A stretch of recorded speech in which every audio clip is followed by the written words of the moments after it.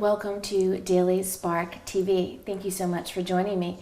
My guest today is Kelly Kratz, and we are talking about the light within. Each one of us has a particular purpose. We all have a vision, but we also have that something that makes us special. So we're going to talk about the light that is within each and every one of us. Let me tell you just a little bit about Kelly. She's an author and also works in the field of finance. She has degrees in business management and has worked in the financial field for most of her career. She is also very creative and has a background in writing music, poems, as well as playing various instruments. Kelly serves as the director at her church, and she now adds author to her list of accomplishments. She's written the book, The Magic Pillow. Good. I'm so glad that you are here. It's great to be here. It's nice to be able to talk to someone who has written something that's not just for adults, but it's for everyone. Yes. And I think that that is awesome. But before we talk about that and get into the author side of what you do, I want to ask a little bit more about the creative side of you. Okay. So you play instruments and you've written some poetry and all of that. What made you decide that you wanted to express yourself in that way? I don't know that there was anything that made me decide that I wanted to express myself in that way. It was literally just like a pull, a gravitational pull to music was such a huge part of growing up for me and writing music, and it came very natural for me. And so, and writing poetry, those things, all of that creativity was just natural. And of course, you want to gravitate towards the things that you're good at or that you feel natural when you're doing them. Of course, of course. And I think that so many times people try to force things to happen, and they don't just go with that natural flow, and then they wonder why they're so frustrated. Right. Or they're not as happy as Exactly. they could be. Yes. I have to agree with that. Now, director at your church, what made you decide that I'm going to step into this particular role and work in this capacity? Well, I knew there was a need for that position, and I had been volunteering for a little over a year, and the pastor actually asked me to do it because there was a need, and he knew that I had a business background, and so he thought that I could handle running that team. It was a little bit of a step out of the box because it was more of an administrative side, which is something that kind of goes a little bit against creativity in some ways, but you can use your creativity to come up with new ways to do things to make them flow more smoothly. Now, did you believe that regardless of where people are in their moment of right now, that they have the ability, once they decide, to go exactly where they think they should be? Do we have to stay complacent with our right now, or can we move out and do something different? I believe we can move out and do something different. And I always think of that story in the Bible about the 4 lepers, and they're sitting outside of Samaria while Samaria is suffering this terrible, terrible famine. And they're having that discussion between them saying, if we go in, we will surely die because there's a famine going on. We're being attacked. But if we leave, we might get captured and we might actually get some food, or we'll only die. And I think about their discussion and how they just decided, we're going to get up and leave. Right. Sometimes you have to get up and you have to move. And when they did, it turned out very well. I mean, they show up at this camp and the army had fled, and here's all the food, all the things, and then they notified the king, and the people were fed and they had what they needed. So I kind of think that, it's good to step out from where you're at. Every so often, I think it's good to do that because you might find that new source of things. that you need. And you might find that you're better suited for another place at that time in your life. Along the same line, so many times people find themselves going through a difficult time or a hard time, or even just simply it's unexpected and it hasn't exactly knocked you, Yes. off your feet, but it has kind of set you back a little bit. Do you think that in those moments, instead of focusing on the negativity, that may be a way that God is trying to get our attention or trying to change our direction? What are your thoughts on that? Well, you're asking a pretty profound question for me. So, because I've actually suffered one of those setbacks, and it wasn't that many years ago. I don't believe that God would ever inflict any type of pain onto us or suffering intentionally. I believe that wholeheartedly. But what I do believe is that we have a choice when something happens to us to turn it into something positive and turn closer to God, or we can step the other direction and walk away. And in my case, I had suffered an illness, I think it's almost 4 years ago now, which is good. And it had put me out of work. And so I started volunteering at my church, and I learned that I had new skills. I mean, I was pretty debilitated. I wasn't allowed to drive. That's a very strange feeling when you can't just get in the car and drive whenever you want. I wasn't working, and I had had a very successful career prior to that. But I took that opportunity of time at home to reflect and look at other things. And that's when I started volunteering. I had full time. Right. I learned some new skills. It sort of brought out that creative side of me again. So I used it to become closer with God. Absolutely. And turn things around and get on Absolutely. God's path. Got So, And I hate to cut you off, but it's time for break. We'll be back right after this.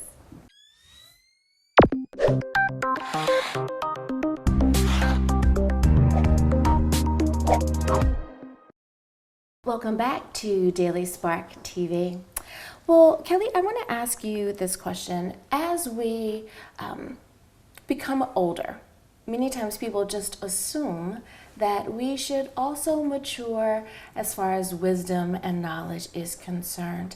You have worked in various capacities. Do you find that people do truly mature, or do we sometimes need a little helping hand, someone there to help mentor or guide us and give us those bits of wisdom? I believe that you always need a guide and a mentor around. I think it's just always good to have someone there as that guide to always keep things in check, and you almost work kind of like a team. But yes, as you mature, there's no doubt that the experiences that you go through in your life do shape you, and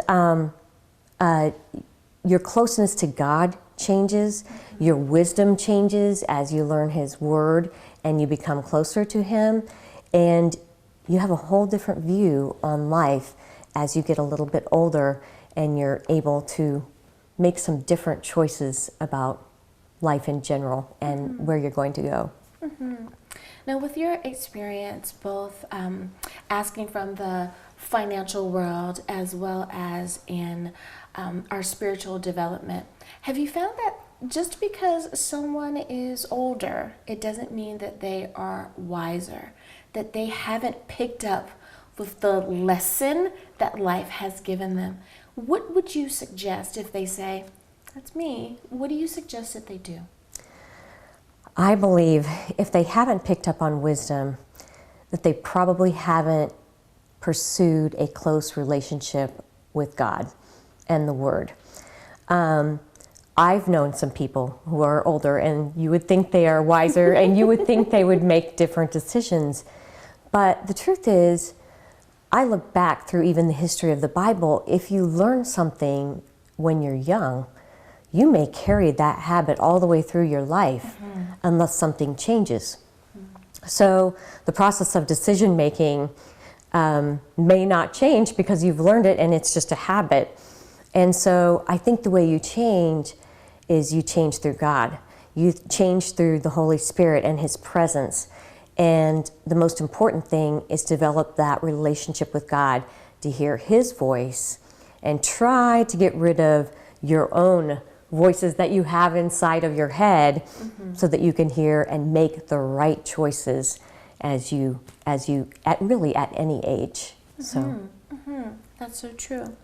Now, when we are trying to develop and become our best selves, is there any bit of advice, and since you have worked in the financial world, I'm going to ask two sides of the coin there.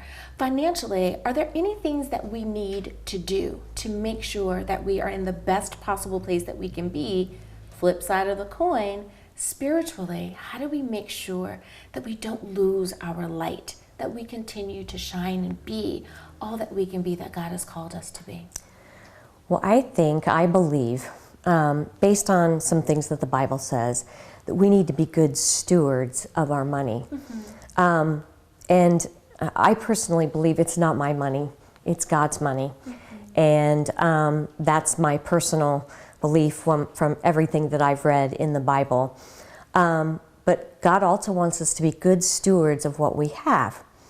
So making wise choices with your money is very important, and getting, the help that you need so that you can make wise choices if you don't know how to make those wise choices. And then spiritually, making those wise choices as well. Again, I pull it all back into your relationship with God, and hearing His voice and getting His instruction and obeying what He's telling you to do. And the more you obey, the more He gives you and the more He rewards. And it's just such a great adventure to go through in your life.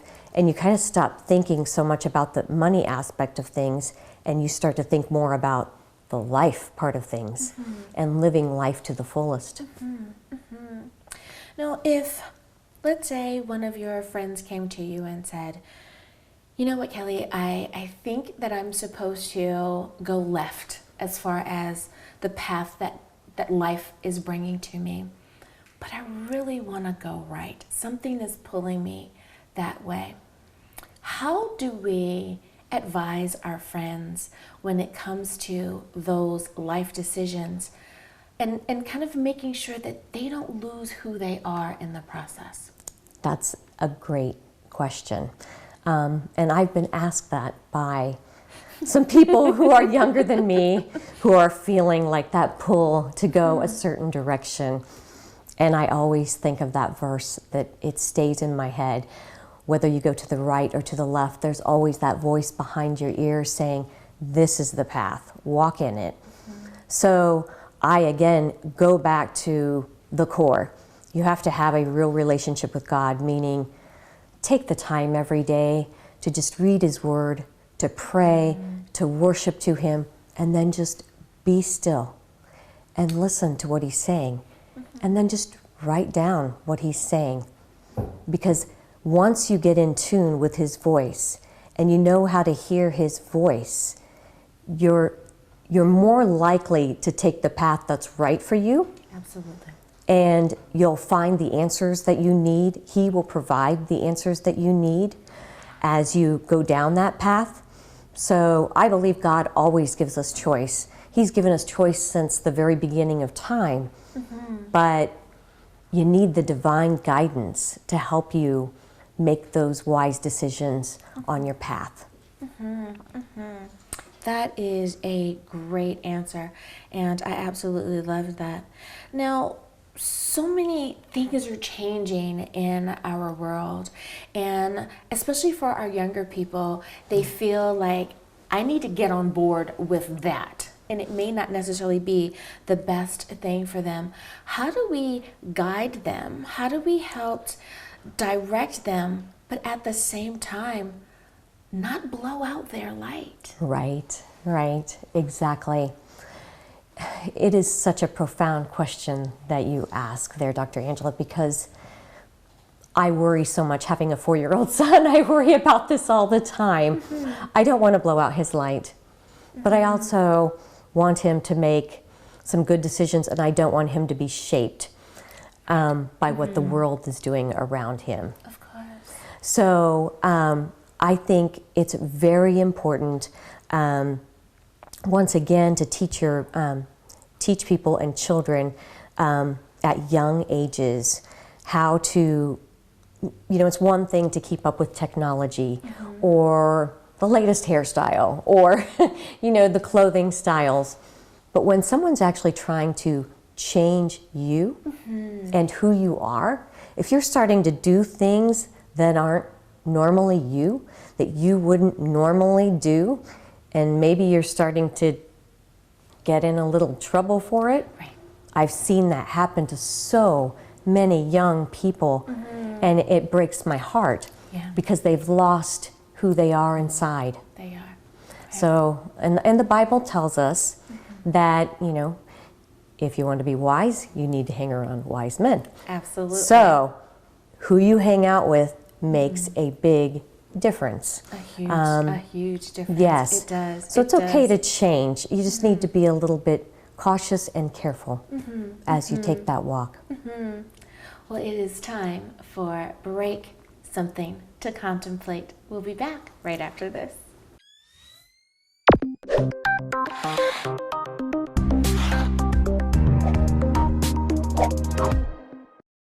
I'm Kelly Kratz, and I have the book, The Magic Pillow, The Passage of Light.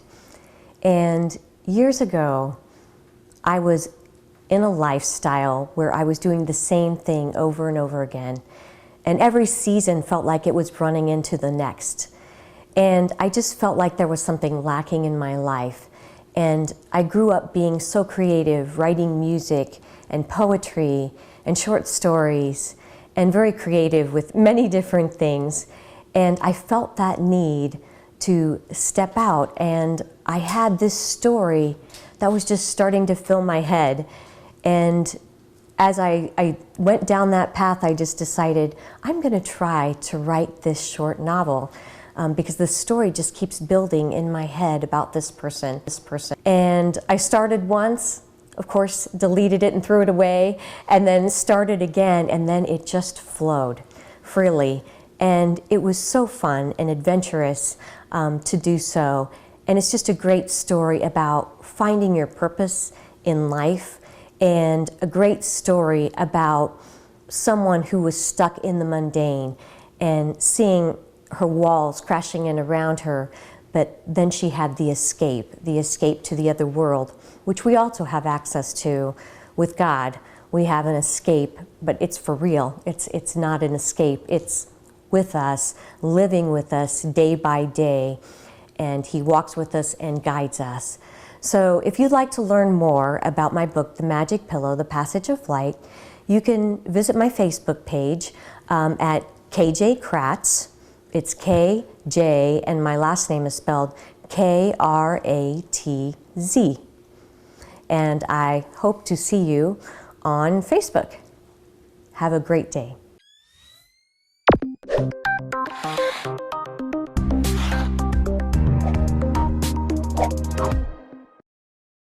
Welcome back to Daily Spark TV. My guest today is Kelly Kratz. Kelly, we're talking about the light within and making sure that we allow for that Spirit of God to continue to shine within us, that we don't allow the craziness of the day and of the situation to extinguish us. And sometimes that can kind of be difficult, especially for our young adults out there. Are there any particular tips that you have for them to help them keep their energy high, to not worry about everything that's out there? Yes. Well, I think about, to keep your energy high, you have to mix things up. And you have to mix things up in a good way. So stretching yourself a little bit in a good way, meaning maybe you're going to step out and you're going to try to get an additional degree in education. Or maybe you're going to step out and you're going to try a different job, and you want to see, maybe you want to educate yourself on a new skill set. Those are positive energy driving things because they create a little bit of adrenaline. Right. Your feet are shifting back and forth underneath you, Right. and it creates excitement in your life. Because I think the monotony of life can definitely get to you when you're doing the same thing over and over again. And so I think it's important to mix things up, but to do obviously the right things Right. when you're doing that. Pursue something good. Now, do you find that there's a particular age where it seems like our children are really starting to listen to what we have to say? Or let me ask the question a different way.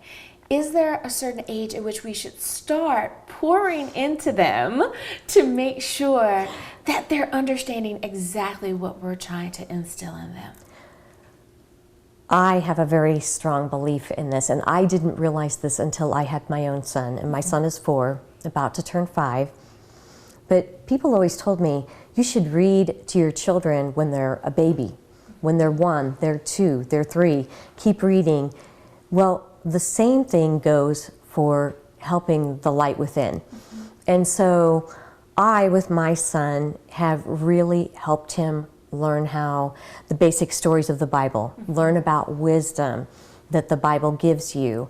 I've even started practicing with my son at an early age. He saw me the other morning, and I was up early, and I had read my scripture, and I had had my little worship time, and I was writing. And I was writing, the voice inside my head that God was speaking. And he came over to me and he said, "Mommy, what are you doing?" And I said, "Well, I'm writing down what God's telling me." And he said, "Will you read it to me?" And he got so excited. He was so excited, and I read it, and he said, "Mommy, I give you an excellent for this one." And I said, you can give God the excellent because he's the one that put the words into my head. Yeah. But I said, this is really important to do. And so he so desperately now wants to hear God's voice and wants to learn to do what I'm doing. And he believes in Jesus, and he wants to hear God's voice. So I think the younger you start instilling the importance of your relationship with God, the better. And I know so many times I talk about learned behaviors and how important it is for us as parents to be very aware, very cognizant of what we're doing around our children, because they're going to pick up on those little things that we do, even if we haven't picked up on those little things that we do. And how exciting that he is on fire for the Lord in that moment. Yes. That I can't wait for God to talk to me the same way that he talks to Mommy. Yes. To know that that is true. And that means that no one's going to be able to take that away from him. Yes. They're not going to be able to convince him that God doesn't talk to us. Right. You know why? Because he talks to my mom. Yes. Exactly. So I have an awesome God. Yes. That is such an inspiring story. Yes. I'm so glad that you shared that. Personally, I would have been sitting there with tears and just, hugging on him going, yes, thank God he had this moment with me. Yes. That is awesome. I was so thankful for the moment with him. And we've had other moments where I teach him at our prayer every night before we go to bed, we have prayer. Yeah. And we make sure that we pray for the peace in the world. And I try to teach him to pray for the right things, not for a new Thomas the Train. Right. And it really does make a difference. I mean, one night he stopped me and he said, "Mommy, is God talking to you?" And I said, "Yes." I said, "Well, is he talking to you?" And he said, "I think so." And I said, what is he saying to you? And I fully expected him to say, "I need a new Thomas the Train." But instead he said, "I won't forget. I won't forget to bless your daddy so he doesn't have to chop down so many trees." Aww. That brought me to tears. And it still does today. I get emotional because teaching them at a young age is so important. It works. They are at that prime time to learn about what God has done for us. Sowing the seed early. They are such little sponges. They are. So if they're going to soak up something, let's make sure that they Right. are soaking up the living water of the Yes, word. exactly. Exactly. Yes. I hear you on that. Now, we hear this phrase so many times in our day-to-day lives, and it's even in our literature, it's in commercials, and that is living our best life. Yes. Right? And so many times we get caught up in a catchphrase and we don't realize that there really is a positive intention behind this particular phrase. How do we make sure that we are living an awesome life, that we are doing everything that we're supposed to do, but we also remember to enjoy to live this life that God has given to us? What are some tips on that? Well, I think the joy actually comes naturally. So when you're living out the best of your life and you form this great relationship with God, and He sends you on these wonderful adventures that you never dreamed you would be doing, because you're walking in these steps, you just naturally feel this joy and peace and excitement. So to live out your best, I think having that great close connection with God is important. I think that, again, God gives us choice. Be creative, and then pray about it and ask for His confirmation on some of these things. And to live out your best, make sure that you're loving one another. You're spending that time with your family. Soak up every moment. Put the phone down and just enjoy. Yes, I think that you have said a mouthful there. Yes. Well, Kelly Kratz, thank you so much for spending time with us on Daily Spark TV today. Great. It's been great. Thank you. And thank you for tuning in as well. I hope that I have inspired you, enlightened you, and empowered you. Until next time, bye-bye.